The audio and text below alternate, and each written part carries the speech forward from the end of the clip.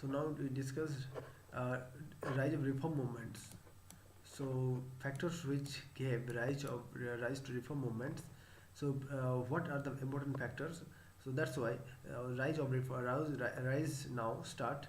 So the main causes factors are presence of colonial government on Indian soil. That's why the new reform are also now coming. Okay, so values various ills plaguing Indian society like obscurantism, obscurantism, okay, and superstition, polytheism, idolatry, degraded position of women, exploitative caste hierarchy now is seen, and spread of education and increased awareness of the world, impact on of modern Western culture and consciousness of defeat by a foreign power, rising tide of nationalism and democracy during the late of 19th century, rising tide of nationalism and democracy. So important causes all are, so please remember spread of education and presence of colonial government on Indian soil and various ill flagging in Indian society, obscurantism and superstition, polytheism, idolatry, degraded position of women, exploitative caste hierarchy. Social base, mainly social factors here, social base, emerging middle class and Western educated intellectuals. And ideological base are mainly rationalism, religious universalism, humanism, and secularism. And so now we study social and religious reform movement. So social reforms components are, so betterment of position of women, degraded position due to Porda system, degraded position due to Porda system, early marriage. Okay, it's also affected Indian women, and lack of education and unequal rights of in marriage and divorce, inheritance, polygamy seen this time, and female infanticide, and restriction on widow remarriage, and sati system. All are hamper the women's position in the society. Okay, so major contribution to reforms, social reform movements, freedom struggle movements, social reform movements, freedom struggle, and movements led by the enlightenment of women, free India's constitution, and legislative measures for women like Bengal Regulation 1873, 1829, banning sati, Bengal Regulation 1829, which banning sati system, Bengal Regulations 1795, 1804, declaring infanticide illegal, Hindu Widows Remarriage Act 1856, Age of Consent Act 1891, Hindu Widows Remarriage Act 1856, Age of Consent Act 1891, Sarda Act in 1930, and Special Marriage Act in 1954. Hindu Marriage Act 1955. Please remember, all act are important. So here question, short question come from this position. Special Marriage Act when passed in 1954. Hindu Marriage Act 1955. Age of Consent Act 1891. Please Hindu Widow Remarriage Act. Please remember 1856. Bengal Regulation Act 1795. And Hindu Succession Act in 1956, Widow Adoption and Maintenance Act, Maternity Benefit Act 1861, and Equal Remuneration Act 1976. And others are like Child Marriage Restraint Amendment Act 1978, Suppression of Immoral Traffic Act in women and girls in 1956, amended in 1988, Dowry Prohibition Act 1961, amended 1986. So all are legislative measures for women. So struggle against caste-based exploitation. Struggle against caste-based exploitation. Factors undermining caste rigidities. So forces unleashed by colonial administration, social reform movements, national government, Gandhi's campaign against untouchability, and strings among lower caste due to the better education and employment, and free India's constitution. So all are now is discuss mainly social and religious movements these times, and all are important. So factors of undermining caste rigidities. Okay, Gandhi's campaign and national movement, social reform, all are we discuss. Free India's constitution, so better education system. So all are important here. So and some of the important events here I also discuss you that women's position, because women's position is an important event. I also show you. Just wait and see. So fight for the betterment of position of women. So the reformers had to work against great odds, and women were generally accorded a low status and were considered. So women are were gradually accorded a low status and were considered to be inferior adjuncts to men. Okay, with no identity of their own, they enjoyed no scope of giving expression to their talents, and as they were suppressed by practices such as the early marriage, ban on widow marriage, sati, etc. So that's why they are not, they have no right to tell anything this time. So they enjoyed no scope of giving expression of their to their talents, as they were suppressed by practices such as the and early marriage, ban on widow marriage, sati, etc.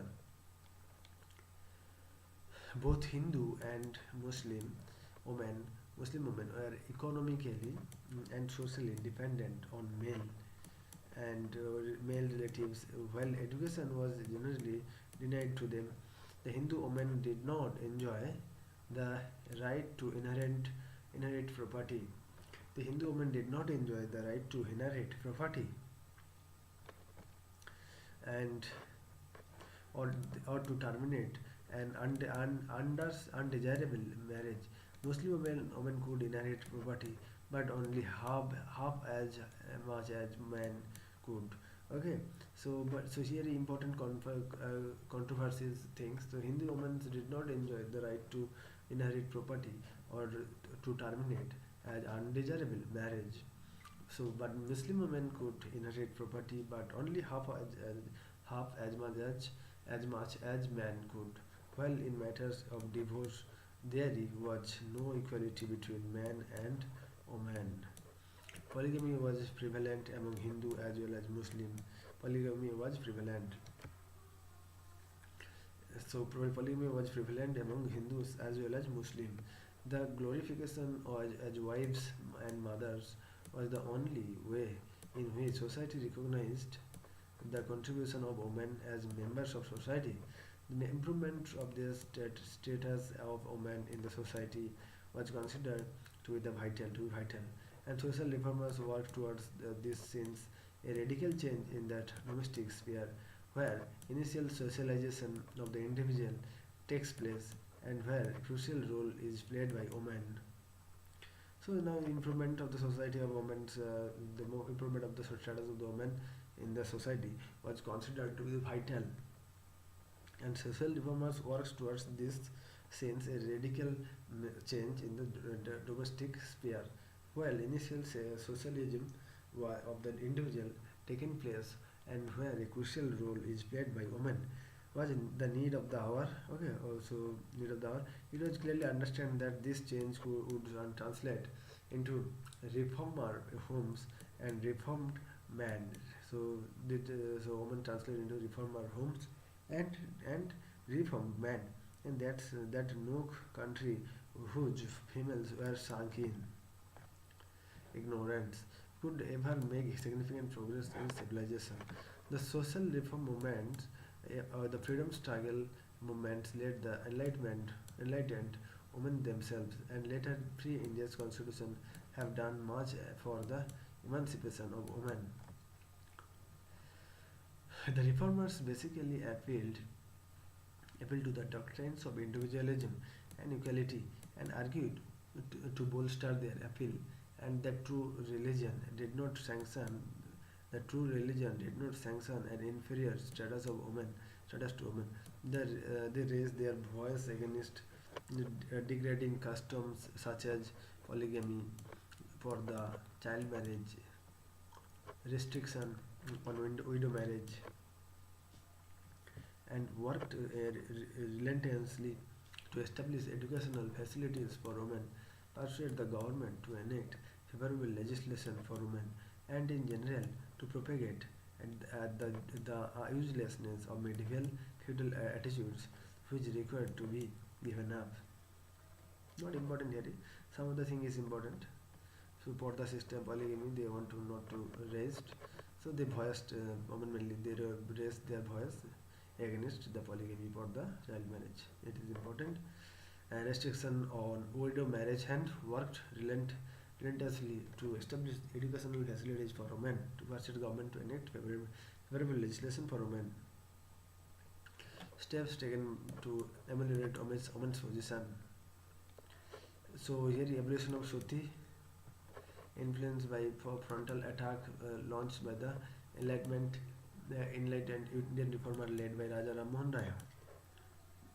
The government declared the practice of Soti illegal and punishable by criminal courts and courts as culpable homicide. The regulation of 1829 of the Bengal Code was applicable for the first instance to Bengal presidency alone, but was extended in slightly modified forms to Madras Bombay presidency in 1830. Abolition of Sati now we discussed, and preventing female infanticide. The practice of the murdering female infants immediately after the birth was a common practice among upper class Bengalis and Rajputs who considered females to be the economic burden. The Bengal regulation of 1795 and 1804 declared infanticide illegal and equivalent to murder, as Acts passed 1870 made it compulsory for parents to register the birth of the babies, of all babies, and provided for verification of female children for same years after birth. Particularly in areas where the customs was restored in utmost society, widow remarriage, the Brahma Samaj has had the issue of widow remarriage high of its agenda and did much to popularize it. But it was mainly due to the efforts of Pandit Ishwar Chandra Vidyasagar, 1820 to 1891. So the widow remarriage it is mainly the Brahma Samaj has had the issue of widow remarriage high on its agenda and did much to popularize it. But it was mainly due to the efforts of Pandit Ishwar Chandra Vidyasagar, 1820 to 1891. The principal of Sanskrit College, Calcutta, that the Hindu Widows Marriage Act 1856 was passed. Hindu Widows Remarriage Act 1856 was passed. It legalized marriage of widows and declared issues from such marriages as legitimate. Vidyasagar cited Vedic text to prove that the Hindu religion sanctioned widows' remarriage. Jagannath. So Jagannath Shankar Seth and Bhaudaji were among the active promoters of girls' schools in Maharashtra. Vishnu Shastri Pandit founded the Widow Remarriage Association in 1850. So Jagannath Shankar Seth and Bhaudaji were among the active promoters of girls in schools in Maharashtra. Vishnu Shastri Pandit founded the Widow Remarriage Association in 1850. Another prominent worker was Karshon Das Mulji was started the Satya Satya Prakash in Gujarati in 1852 and advocate widow remarriage. Similar efforts were made by the Professor D.K. Karve. So Satya Prakash in Gujarati, okay. So prominent worker Karshon Das Mulji and 1852 to advocate good Gujarati in 1850 and to advocate widow remarriage. Similar efforts were made by the Professor D.K. Karbe in Western India and Virasa Lingam Pantulu in Madras. It's a Lingam Pantulu in Madras. Please remember, Karbe himself, D.K. Karbe, Professor D.K. Karbe himself married a widow in 1893. He dedicated his life to the upliftment of the Hindu widows and became the secretary of the Widows Remarriage Association. She opened a widow's home in Pune to give the high caste widows an interest in life by providing them with the facilities of vocational training. The right of widows remarriage was also advocated by B.M. Malabari. So right of widows to remarriage was also advocated by B.M. Malabari, Narmad and Narmadaskar and Lava Sankar Dave and Justice Govind Mahadev Panade and K. Nataranjan among others. Controlling child marriage. The Native Marriage Act, Civil Marriage Act 1872 signified legislative action in prohibiting child marriage.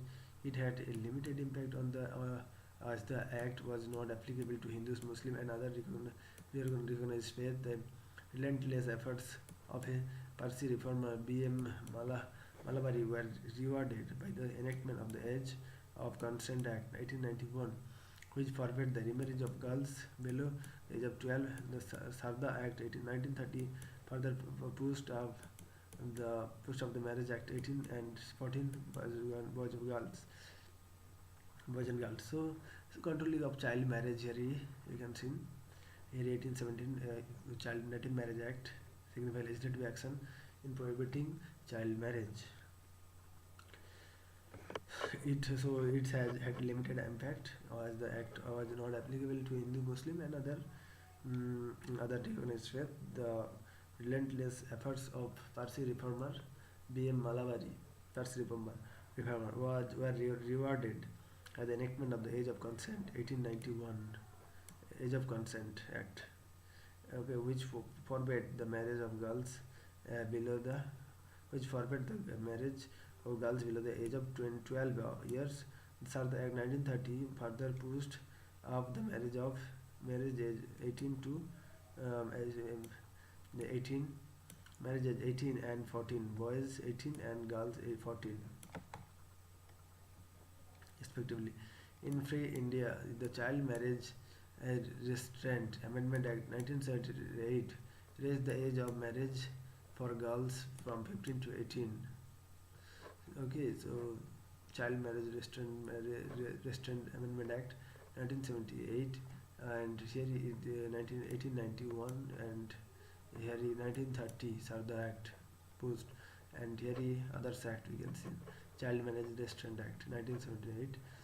So it is mainly 15 to 18 years and now it is 18 to 21 years, 18 for girls and 21 for boys. Education of women.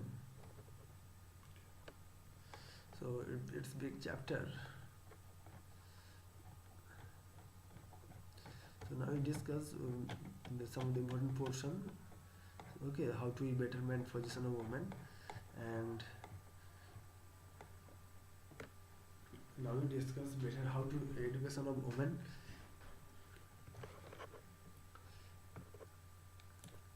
Christian missionaries were the first to set up the Calcutta Female Juvenile Justice in 1819. Bethune School, founded by J.D. Bethune, President of the Council of the Education in Calcutta in 1849, was the first fruit of the powerful movement for women's education. 1849, please remember, and Calcutta Female Juvenile Society in 1819, okay, set up. The Bethune School founded J.D. Bethune. Please remember. So powerful movement, women's education that arose in the 1840 and 1850. Pandit Ishwar Chandra Vidyasagar was associated with no less than 35 girls, no less than 35 girls' school in Bengali, and is considered one of the pioneers of women's education. Charles Wood Dispatch on Education, 1854. Charles Wood's dispatch in 1854 laid great stress on the need for female education. In 1914, the Women's Medical Service did a lot of work in training nurses and midwives. The Indian Women's University set up by Professor D.K. Karve. The Indian Women's University set up Professor D.K. Karve in 1916. Wood dispatch dispatch on education 1854 laid great stress on the need of the female education. In 1954, the Women's Medical Service did a lot of work to training of nurses and midwives. Okay, so the Indian Women University set up by Professor D.K. Karve in 1916, one of the outstanding institution imparting education to women. In the same year, Lady Hardinge Medical College opened in Delhi. Health facility began to be provided to women with the opening of Dufferin Hospital in 1818. Participation in the Swadeshi and anti-partition and the Home Rule movement during the opening decades of the 20th century as a major liberating experience for the otherwise home-centered Indian women. Other 1918, they faced lathis and bullets and were jailed during the political prisoner procedures, picketing, etc. They actively participated in trade union, Kisan movements, or revolutionary movements. They voted in, stood for, and got elected to various legislature and local bodies. Sarojini Naidu went to become the president of the Indian National Congress in 1925. So Sarojini Naidu went to become the president of Indian National Congress 1925 is important, and later the governor of the United Province 1947 to 1949. After 1920, ever and self-confident women led women's movement. Many organizations and institutions such as All India Women's Conference established 1927. So women's organization now we discuss. Okay. So in 1910, Sarla Devi Chaudhary convenes the first meeting of the Bharat Stream Mahamandalam, Allahabad.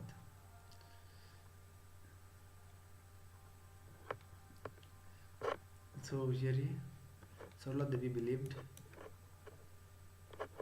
abolition, so education for women and abolition of the Porta system by Sarla Devi, and so here Sarla Devi believed that man working for women's supplement lived under the shade of Manu.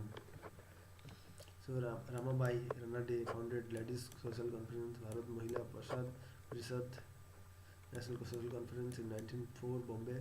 Pandit Ramabai Saraswati founded Arya Mahila Samaj.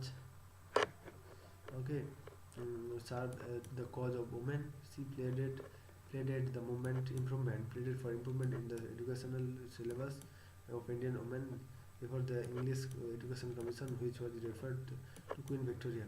This resulted in medical education for women, which started the Lady Dufferin College. So Ramabai Ranade established a branch of Arya Mahila Samaj in Bombay. Who established Arya Mahila Samaj in Bombay? It is Ramabai. Okay, and Saraswati, please remember Saraswati is important here. Pandita Ramabai Saraswati. Okay, 1925 National Council of Women in India, a national branch of the International Council of Women was formed, and Mirabai Tata played a vital role in the formation of the advancement, and she opened that Porta system, caste difference and lack of. She opined that for the system, caste difference and lack of education prevented women from working to solve the problem, solve society problem. Other women who held important position on the executive committee of the council include uh, Cornelia Sarabji, India's first lady barrister. So, who is the first lady barrister in India? It is Cornelia Sarabji. Important Cornelia Sarabji, uh, lady barrister, and Tarabai Parmest, wife of a wealthy banker, and Safi Tayabji, a member of one of the Mumbai's leading Muslim families, and Maharani Sacharu Devi, daughter of the Kesab Chandra Sen. And however, according to the critics, the philanthropy style that was being followed that those women was that upper class English women. The All India Women's Conference AIWC, founded by Margaret Cousins. So Cornelia Sarabji, first Indian woman, lady barrister. India's first lady barrister is called CS Cornelia Sarabji. Please remember. So All India Women's Conference, founded by Margaret Cousins, 1927, was perhaps first women's organization. Okay, and organization is All India Women's Conference, held at Ferguson College, Pune. So important founding members included Maharani Chimnabai, Gikwad Rani Sahiba of Sangli, Sarojini Naidu, Kamala Devi Chaudharani, and Lady Dorab Tata, etc. Its objectives, women's work. So here All India Women's Conference objective is where to work for society based on principles of social justice, integrity, social equality, opportunities, and secure for every human being, essential of life, not determined by accident of birth or sex, but planned social distribution. For this purpose, the AIWC work towards the various legislation reforms, okay, before and after the India's independence. Some examples: Sarda Act 1929, Hindu Women's Rights Right to Property Act 1937, Factory Act 1947, Hindu Marriage and Divorce Act 1954. All are important. Hindu Marriage Act 1954, Factory Act 1947, Property, Hindu Women's Property Act 1937, Sarda Act 1929. Please remember, all are important. Special Marriage Act 1954, Hindu Minority and Guardianship Act 1956, Hindu Adaptation and Maintenance Act 1956, and Suppression of Immoral Traffic in Women's Act 1958, Maternity Benefit Act 1961, Dowry Prohibition Act 1961, Equal Remuneration Act 1958, 1976. Okay, all are important. And next we discuss struggle against caste-based exploitation. Okay, so thank you.